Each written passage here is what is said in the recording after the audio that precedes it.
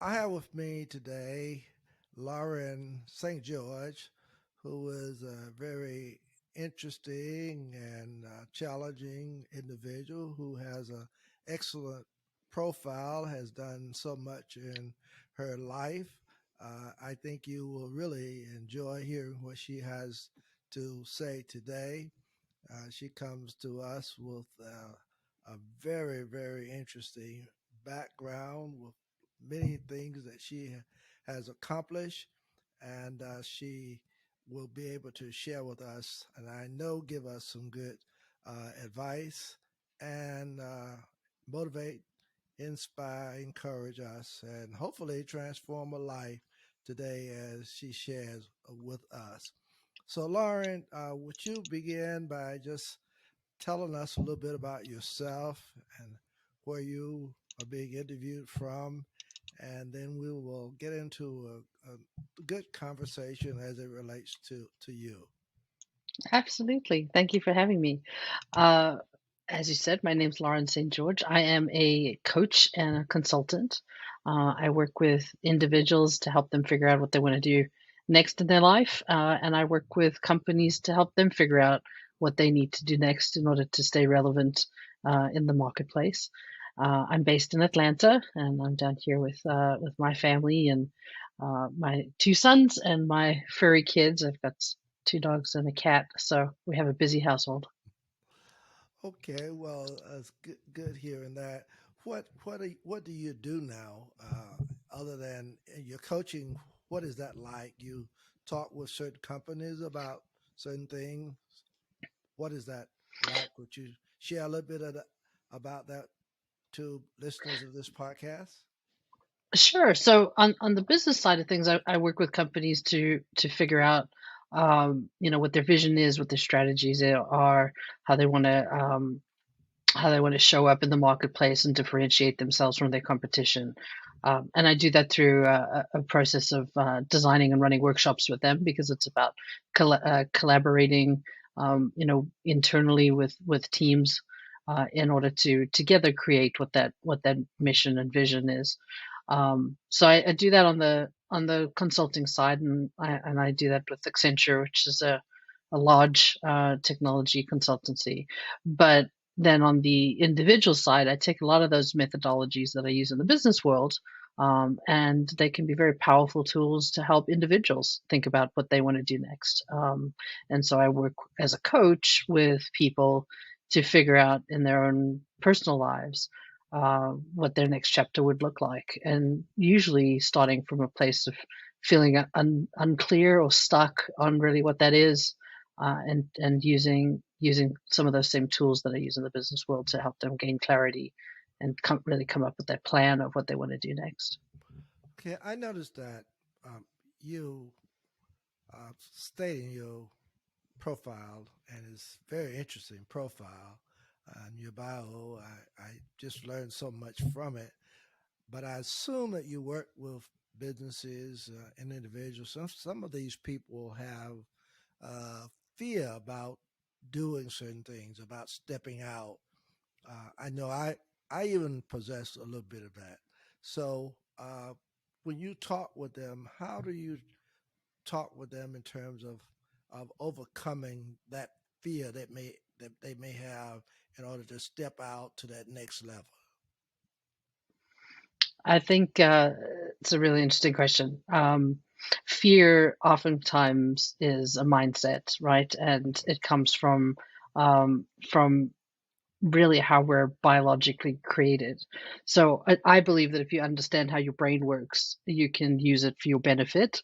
It is a tool, and we aren't necessarily our brains. So I think we can use them as a tool. So fear oftentimes comes from our original primitive brain, so the original brain that has adapted over time, and that's where our fight and flight live.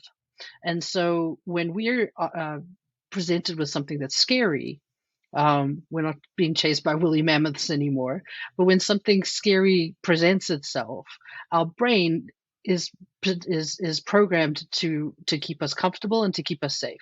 And so fight or flight kicks in, and that's when you'll hear that voice in your head go, "That's not a great idea," or "I can't do that," or "That's not going to work," and we smack it down, right? And so I think if you start understanding how we're wired, you can at least catch those moments when that voice pops up in your head, and you can go, I don't need to listen to that voice, right? So I think one of the first things we need to do is be mindful of what's our internal monologue and what are we hearing that internal voice say to us, because we can reprogram it, we can change it. So fear, I think, is our brain's way of really trying to keep us comfortable. So if you stay in the comfort zone, that makes our brains happy. It's you're running on autopilot. You're in a steady pattern that keeps going, and then your brain feels safe. But when anything presents itself that can seem scary, like changing jobs or starting a business or making any of those big changes in our life, moving cities or countries, taking on something new, it's when we're breaking out of that comfort zone, and that's, I think, when fear comes up. So there's a number of tools that you can use to help you work with that fear.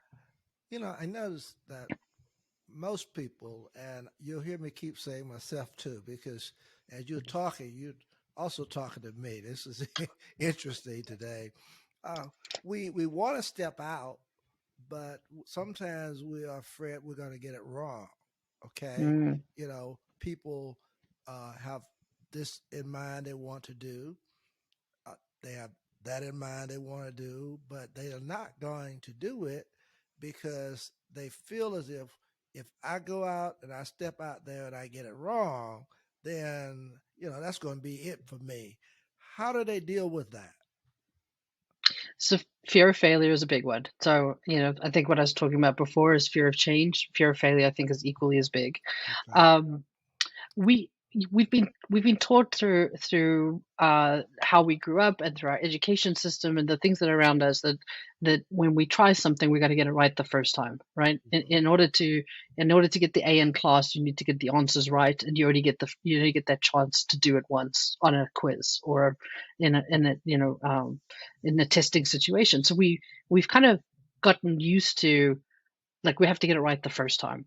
And so I think that taking some pressure off of ourselves, and really taking more of an innovative mindset on, is going to help us better. So if we come at it from, I'm going to try something, and I'm going to learn from what didn't go right, and I'm going to try again, and I'm going to keep doing that, and every time I try, it's going to get better, and you take some of that pressure off of yourself, you're more likely to get to the goal.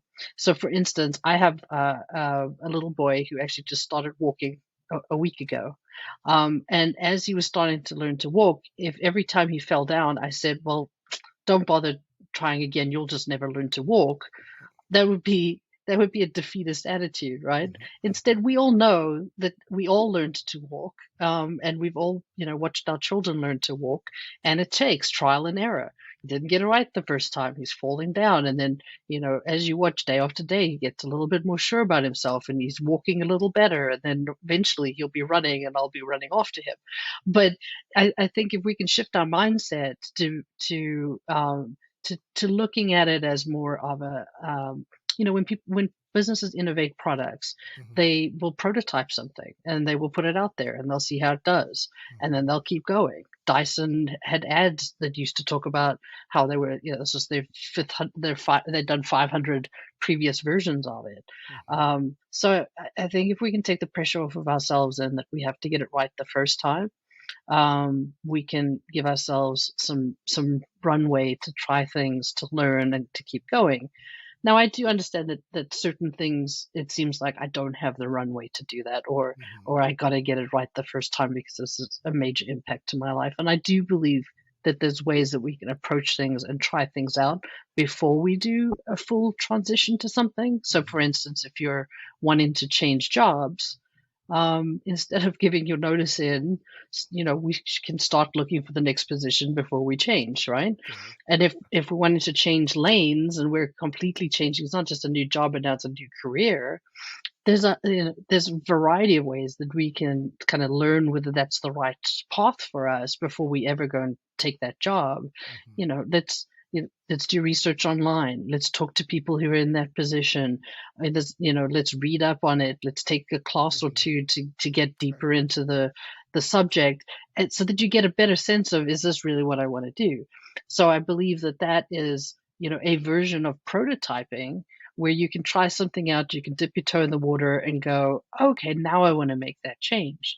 And so when we do those sorts of things, I think we can take some of the pressure off and we can reduce the fear of getting it wrong. Okay.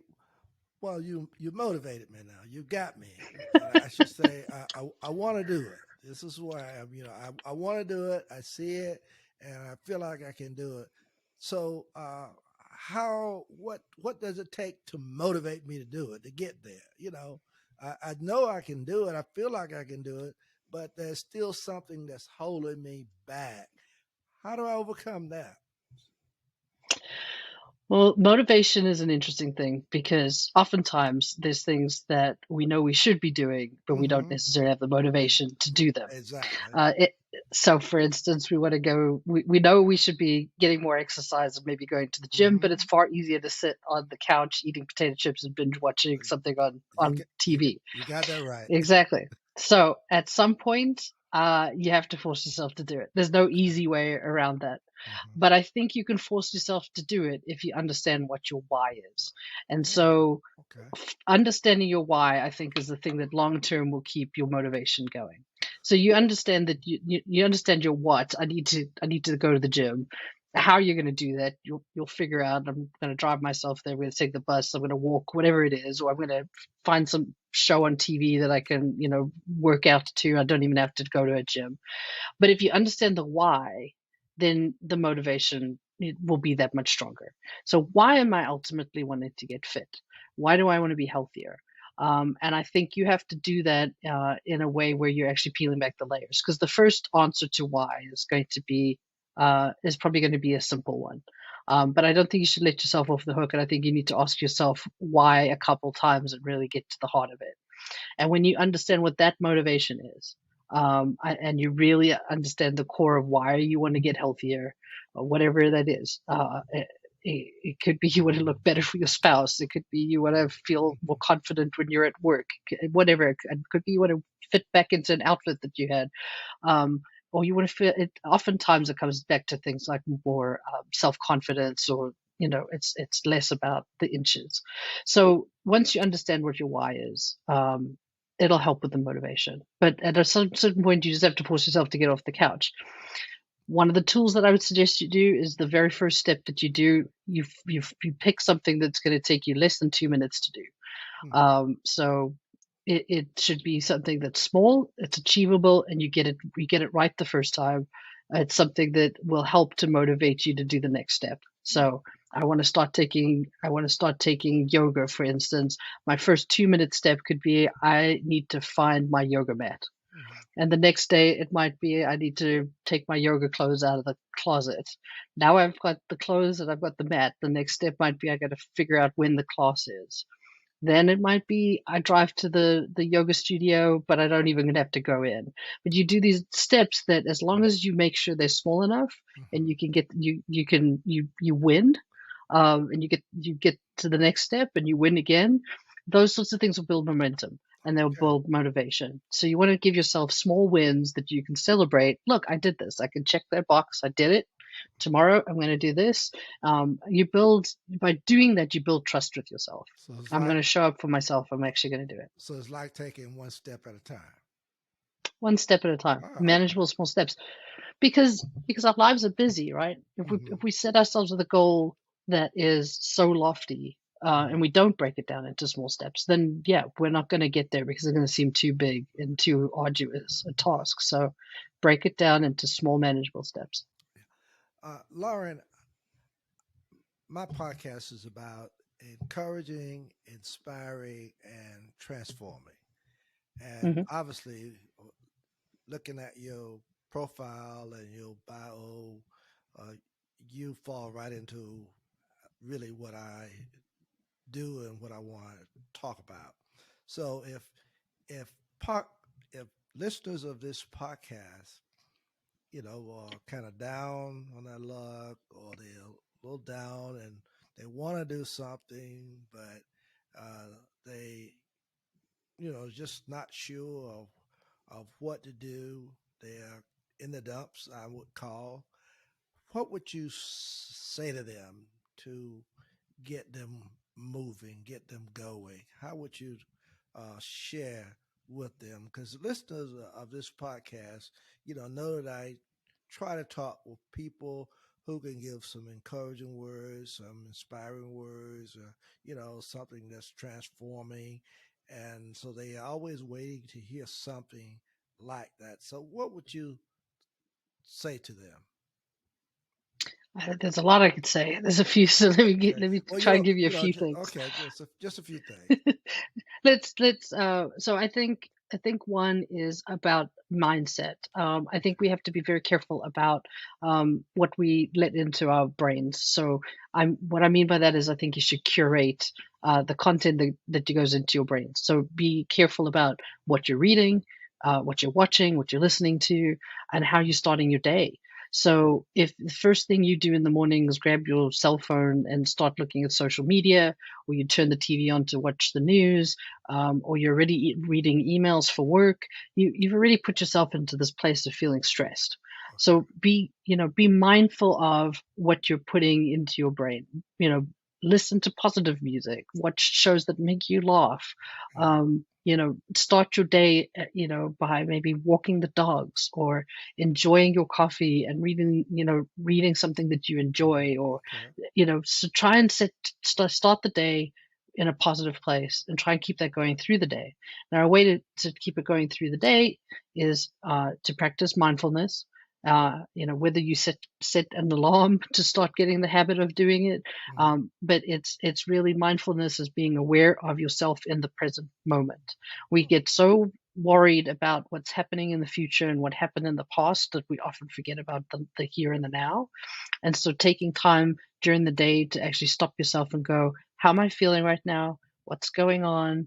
Am I, really grounding yourself in that moment? I can really be a powerful thing. And then gratitude. I do it with my oldest son every night before he goes to bed. What are the three things you're grateful from today? Research has shown that it can have a fundamental impact on your positivity and your mindset. So, and that's a simple thing you can add into your day. And I've seen that for myself, that just by practicing that over time, even through times that are trying, if you can remind yourself of some of the good things that are happening, and it can be hard. I know it can be hard when you're really down in the dumps. Hmm. But there has to be something that you can at least remind yourself of, and it can be as small as I'm grateful for that cup of coffee I had this morning, Hmm. or I'm grateful for the sound of my child laughing, or that hug my spouse gave me, or whatever it is. Three things, and if you have a hard time finding them for that day, then allow yourself, what's three things I'm grateful for from the last 3 days. Give yourself a little bit more space. Hmm. But those sorts of things will help with your mindset. I Okay. think the other big thing is your support system. Really looking at the people that you surround yourself with, because there are days where you need to lean on others, when you need to reach out and say, let's go do something. I need to get out of the house, or I need to talk to you. Or so, who are the people around you that are in your support system? And really take a look at who are the 5 people that you spend your most time with. Are they lifting you up, or are they bringing you down? And again, I think if it's about keeping yourself in a positive mindset, then be aware of who you're spending your time with, and make sure you're spending more time with the people that lift you up. Wow, that's all I can, that's all I can say. I mean, very good advice. Listeners, don't stay with us because Lauren is going to come back and still share some more good nuggets with us. But Lauren, let me ask you first: uh, how can people get information on you, or if you have a book or whatever that you want to share? How would they get this information? Sure. You can find me through my website, which is answerwhatsnext.com. On that website, you can sign up for my newsletter. I send out a weekly newsletter with different topics to help, again, inspire people. You can also look at what events are coming up. I at least once a month run a free workshop for people, so you can sign up and join that. And certainly you can learn more about what I do on my website as well, and even book a call if you want to talk to me in person. Oh, wow. Oh, great. Well, I know listeners of this podcast will be interested in knowing that because this is some really, really good information that you're sharing with us today. I want to ask you this. You know, when is the best time to make change happen in someone's life? You know, I've gotten much older. I'm retired now, and so maybe what you say to me may not work for me, but there'll be some other people out there maybe much younger. Uh, but is there a best time? Maybe that's the way I want to ask it to make a change The in best, the your life. best, yeah, the best time is now. I mean, if you're thinking Oh, about okay. it, now is the best time, right? Mm, mm, I've worked with people from their mid 20s all the way up to their mid 80s. There are points in our life where we tend to think about change more than others. mm-hmm, It can be when leaving the house and being out on your own for the first time when you're in your 20s. It can be at times when you become an empty nester, when you're thinking about retirement, when you are thinking about changing jobs. It could be, unfortunately, post a mm-hmm, divorce or after losing someone, when we tend to ask that question of what's next for me. So, if you've had that thought in your head about, I really wish that I had pursued something, then now's the time to mm, figure it out and mm, pursue it rather than keep waiting. mm. I like that. I was listening to the TV not probably a couple of nights ago, and one of the questions, I think it was Steve Harvey. One of the things that was asked was, "What is it when you're older that you wish you had done more of?" And the number one answer was traveling. You know, and so when you talk Hmm. like this, you're making me think. Well, no matter how old you are, if you want to travel, do it now. You can still got time to do it. So it makes a lot of sense. I hear exactly where you're coming from. Uh, Yeah, don't put it off. yeah, None of us know how much time we have, and I know. the the thing you don't want to do is look back and go, "I wish I had." I think people will far more question, or say, I wish I'd done something," than "I wish I hadn't done something." And so, if you're thinking about it, don't put it off. Well, I think this is very good advice for listeners of this podcast, and I know they're going to be really excited to hear all this good information that you're giving today. What are some good practices, to keep one motivated and to reach a goal? And while I'm while you're thinking about that, I also will just go on and tell us about, uh, how, if you're not happy with your life and you feel stuck, you know, how do you get unstuck? Talk about that a little bit with us. Sure. So for getting unstuck, I think there's kind of five questions to ask yourself. Okay. I think the first is, where do I want to be 3 years from now? I think you need to give yourself some distance and some time, Mm-hmm. because we tend to overestimate how much we can get done in a year, but we underestimate what we can do in three. So really, where do we want to be 3 years from now? Okay. And sometimes that's a hard question to answer, but if you start to look at parts of your life, like, where would I like to be socially 3 years from now? Where would I like to be career wise 3 years from now? Where would I like to be financially 3 years from now? And start to look at components of your life. I think you can look at, it's easier to sit down and go, this is where I am now, and this is where I'd like to be. Mm-hmm. The second question I think you need to ask yourself is, why is that important to me? And so that's the why that I was talking about earlier. Mm-hmm. Um, it is. It's peeling back those layers and being honest with yourself. Truly, why do you want to be there?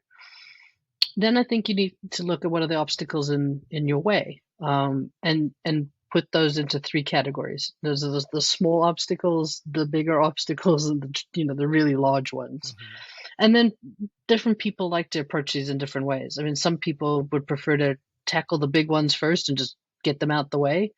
Others might prefer to do some of the small ones first because you can get those wins, Mm-hmm. and again you're back to feeling more motivated. And so once you've figured out where they fall, small, medium, large, then you look at those and you go, well, how am I going to overcome those? And you start to problem solve Mm-hmm. and come up with ideas on how you can do that. Reach out to friends, to family, to people around you and say, hey, I have this challenge. How do you think I can overcome it? You don't have to figure it out by yourself. Um, and then staying motivated. How I'm going to stay motivated is that other piece. Okay. And so that I think is, again, it's small steps. It's rewarding the wins that you have, to keep your spirits up and to keep you wanting to move forward. You want to be compassionate to yourself. If you have setbacks, which we all do, or you don't get it right the first time, don't beat yourself up about it. What did I learn? And keep Okay. going. Okay. Lean on that support system that you have, and find someone who maybe can help you, hold you accountable. So if again, if a simple example, like, in terms of health, Mm-hmm. find someone who wants to go to the gym as well, or wants to go walking every morning, or because if you have a time and a date set, then you're that much more likely to actually show up and meet that person, Okay. because you want to be there for them as much as you. So if you can find ways to hold yourself accountable, that's I, helpful too. I heard you mention the word support system and Hmm. lean on a support system if you have one. But if you don't have one, how do you overcome not having a good support system? So again, I think you look at the sort of 5 to 10 people you're spending the majority of your time with. Okay. You if you have something that you want to do, I think you have to guard it and be protective of it. You don't tell everyone, because Mm-hmm. you don't want, when it's in its beginning stages, for someone to come out and go, we shouldn't do that, that's just a silly idea, or you're going to get that wrong, there's no way you're going to get that right. So you want to be careful about who you share that with. So when you look at the people around you, if you have people that you trust, then certainly share that with them. Say, I'm thinking about making this change. Will you help support me and sort of be a champion as I do this? If you don't, then I think you have to go find them. So if it's something like, I want to start a small business, go and find other people who want to start businesses too. Surround yourself by people who are doing similar things, because you will see, similarities in their journey. They'll be able to help you with certain things. You'll be able to help them, which will make you feel good. So find people who are doing the same thing, and you can do that online through meetups. You can do it through associations and business groups. There's all kinds of ways that if you're looking for people who are doing something similar to what you want to do, that you can build that support system with the right kinds of people. Hmm. Well said. I love what you say. I was reading your uh, bio and your profile, and one of the things I was very impressed with was something that you said in your profile. You said, "I am a South African by birth, an American by choice, and a global explorer by design. These life experiences have fostered in me an appreciation for the diversity of people's ideas, motivations, strengths, and dreams." I thought that was just very profound. Just could you just share a little bit about that, your experiences, and how it has shaped you? Oh, yeah. I mean, I think that we all need to push ourselves to talk to people that we wouldn't normally talk to, right? Okay. Again, when we look at the support system around us, are we hanging out with people that are like us? Mm-hmm. And maybe I've always believed in having conversations with people that that you wouldn't normally have conversations with, because we can learn so much from each other. And I think at the end of the day, we're more similar than we're different. Um, but in traveling, can you have real conversations with people in other countries, and can you learn about the countries before you go to them, and what are they reading and listening to, and what's their music? And so I've always believed in learning about others. I'm really interested in how people think and how we think differently, because we've come through different experiences in our life, and I think we all have so much to offer each other. So I think travel and being open to other people is key in our own growth, because the way that we see the world is not the only way, and we can learn so much from others. Lauren, you have just been awesome and fantastic as a guest on this podcast today. Shared so much uh, really great information to listeners of this podcast, and I just want to tell you thanks for just agreeing to come on. It's been fantastic. And there you have it. Lawrence St. George. She is a coach and a consultant. She helps companies and individuals navigate change, overcome big, hairy challenges, and imagine truly creative solutions. Please listen to this podcast, and I can assure you that you will be encouraged, inspired, and transformed. Again, Lauren, thank you so very much for sharing with us today. We appreciate you. Thank you. I appreciate you.